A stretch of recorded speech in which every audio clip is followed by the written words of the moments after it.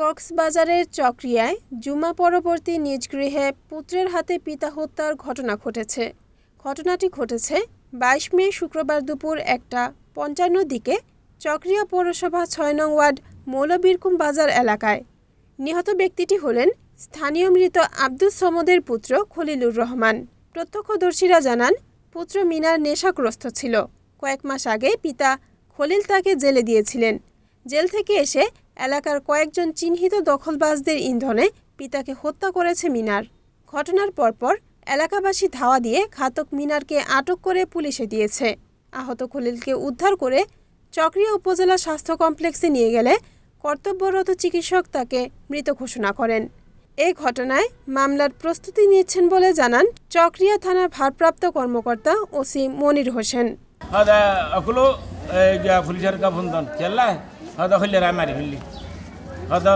বিচার ঠিক নয়, মানে বিচার করি না জানুন আল্লাহ ভালা কি হয়ে বলে তারা মারতেছে না হাজে নেল আই কে নিছেন কেন যায় এটা যখন গা যখন রক্ত যখন দেখে ছোট ভাইয়ে হ্যাঁ যখন মারি যারা দর এই ধরা দৌড়ি যাই না ওই সকল করে তো যাই না ধোঁয়াই দৌড়ি দৌড়ি এনে এর দূরত মানুষের জন্য মারতে নদী আনি এনে তারপরে এটা গলাই দিই গলাই এনে এড়াই সাইজে আতখান হাড়া এই মাঝে বুথরে গলাই যে ঠাঙ্গি বুথর ইয়ার তো রক্তাক্ত অসাডের রক্তাক্ত এই দুর্ঘটনা বাইরে যারে টানা ডাক মাঝে তার হারা দৌড়াই টানা ফিরে মারতে থাকে হারা দেখতে থাকে ফিরে মারতে থাকে দাঁড়া আবার দূরে দূরে দৌড়ি এটা মারতে থাকে আবার হারার মারতে গেলে মারতে আবার এটা আনি করা লাগছে।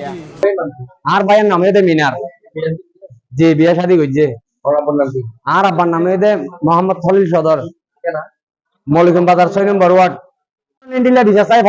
ওনারা একা গিয়া করি না আর বাবরে মারাইয়া দিই করলে ওনারা ইয়ান কি যেখানে গিয়ে এখন বর্তমানে প্রশাসনের জড়িয়ে থানা মাঝে নিয়ে পাবলিকে দূরে যেন তুই যে যাই মতার ভুলিয়ে নিয়ে ইতারা এই মাঝে মারি বিলন আসিল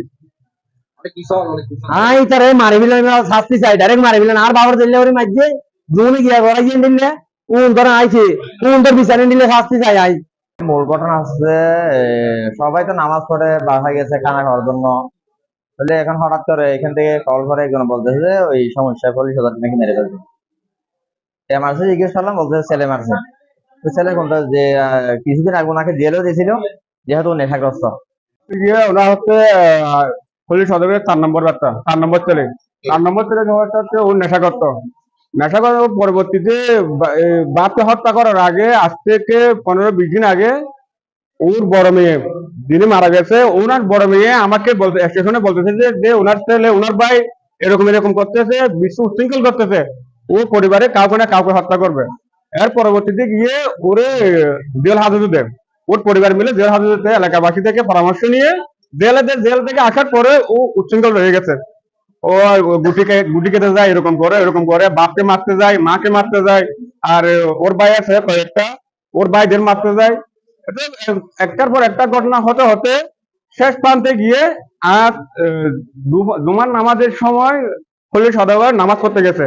নামাজ পড়ে এসে ওরা বাসায় গেছে, উনি তো পঙ্গু, ওরা একটা পা নাই। বাসায় যাওয়ার পরে বাসায় কেউ ছিল না, বাসায় খলিল সদাগর ছিল আর ওই মিনারে ছিল। মিনারে থাকার পরে মিনার ওর বাবাকে নিজে হাতে হত্যা করে, দেহ থেকে হাত আলাদা করে একেবারে পালিয়ে যাচ্ছে। পালিয়ে যাওয়ার পরে গিয়ে ওই আমাদের স্টেশন থেকে কিছু দূর গিয়ে ওই যেটা আপনার বড়ুয়াপাড়া স্টেশনে আমাদের এলাকাবাসী ওরে কি করে আটক করে। Report Riyad Uddin, NNTV, Cox's Bazar.